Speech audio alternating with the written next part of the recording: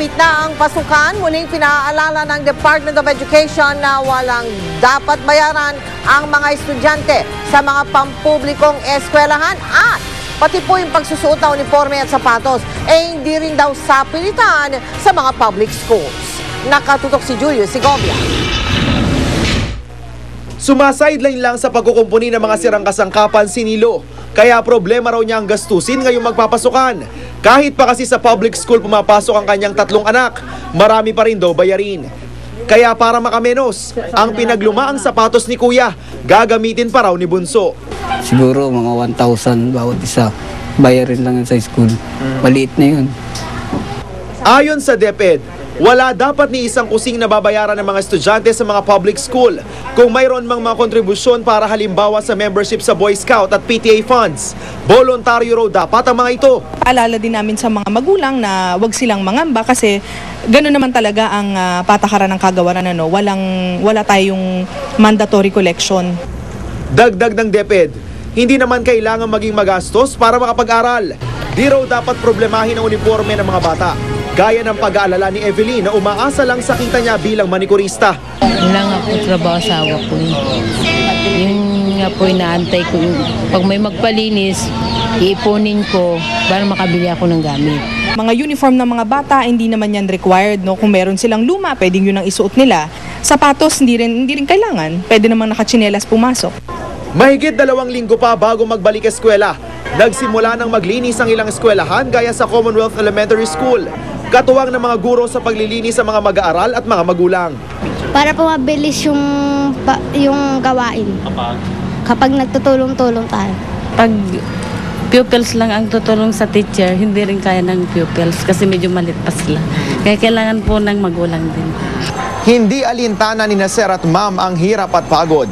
Kahit para kung minsan pati bulsa nila nabubutas sa pagbili ng dagdag na cleaning materials. Pag nagkulang po, bahala lang po kami na teacher na nagdadagdag ng mga kailangan. Tapos paghahatian po namin yung gastos. Wala raw pondo ang DepEd para sa Brigada Eskwela. Umaasa lang sila sa donasyon. Julio Segovia, Nakatutok, 24 Oras. Mga kapuso, taon-taon dumarami ang bilang ng mga bata na tumitigil sa pag-aaral. Yan po ang lumabas sa datos ng Department of Education. At kabilang sa mga itinuturong dahilan, kahirapan at ang patuloy na pagtaas ng matrikula. Nakatutok si Maki Pulido. Sa halip na pumasok sa eskwelahan, nagtatrabaho bilang barker si Ariel. Nakaabot siya ng first year high school bago mag-drop out. Walang tutulong sa tatay ko dati, may sakit tatay ko nun eh. 2 lang kami ng tatay ko nun. Ginawa ko, bumiyahe na lang ang tricycle. Tinigil ko na lang pag-aaral. Isa si Ariel sa higit 7 milyong kabataan na hindi nag-aaral o out of school youth. Higit sa kalahati yan ng bilang ng mga kabataang dapat ay enrolled sa high school at elementary. Higit 8 milyon ang kabataang nasa edad 12 hanggang 15 anyos. Pero may 3 milyon lang ang enrolled sa high school. Halos 14 na milyon naman ang nasa edad 6 hanggang 11. Pero higit sa 10 milyon lang ang nag-aaral. Tumataas pa ang bilang ng mga out of school youth kada taon. Isang malaking challenge for us in education to address, because it is our obligation to educate every citizen, every pupil, every child, every student. Kung tutuusin, may mga pampublikong paaralan na walang babayarang matrikula. Pero hindi pa rin daw ito sapat dahil sa matinding kahirapan ng marami sa ating mga kababayan. Talagang kapag ang estudyante gutom, ang estudyante walang sapat na supplies, uniform, talagang mapipilitang mag-drop out. Tila lumalala pa ang sitwasyon dahil sa taon-taong pagtaas ng matrikula sa mga pribadong eskwelahan, marami ang mapipilitang lumipat sa mga public school. Ngayong pasukan nga, 12% ang itataas sa matrikula ng halos 200 pribadong eskwelahan sa Metro Manila. Kung tumataas yung cost of education sa private schools, mahihirapan yung public schools natin na i-absorb yung mga students.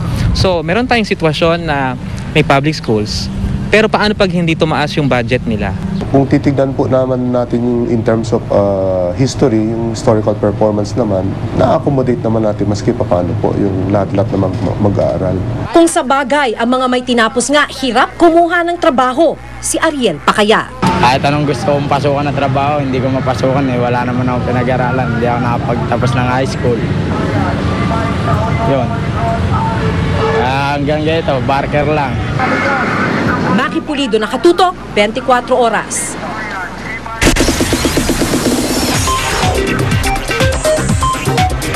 Chika Minute! Hello mga kapuso, oras na muli para sa mainit nating chikahan. Richard Gutierrez nagpaliwanag tungkol sa insidente ng speeding sa Commonwealth Avenue na kinasangkutan ng kanyang driver. At silipin ang very challenging workout na Bar 3 na sinubukan ko. Masakit pa ang katawan ko eh. Abangan yan at iba ko pang chika, maya-maya lang. Mike?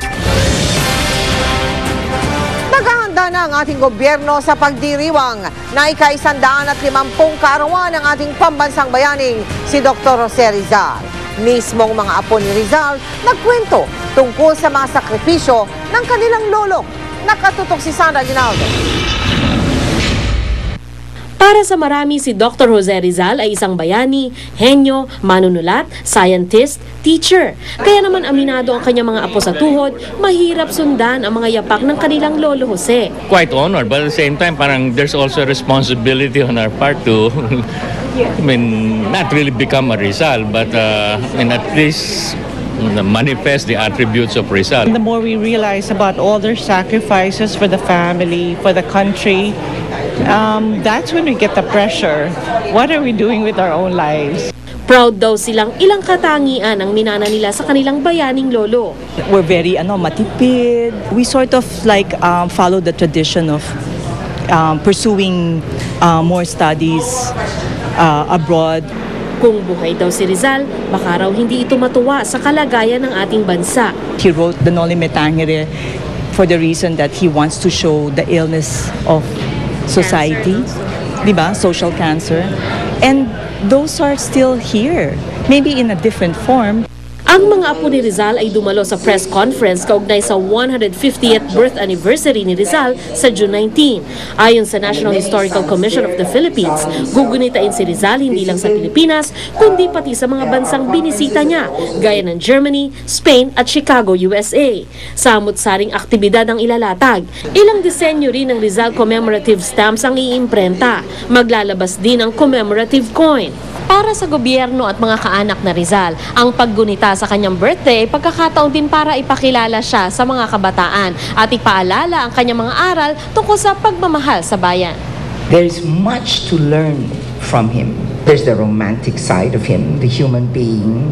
Then there's the strongly intellectual side, and then there's the creative, and then there's the scientist. I mean, how do you get all these people rolled up in a single individual?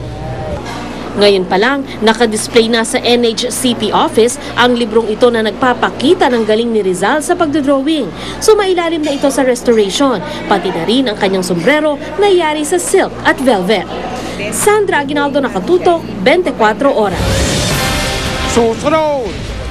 Polis at ang biktimang ginahasa umano niya sa loob pa man din ng punong tanggapan ng NPD. Muntik magkasakitan na makarapo. Bumigay na palitada sa Ninoy Aquino International Airport in inspeksyon ni Pangulong Aquino.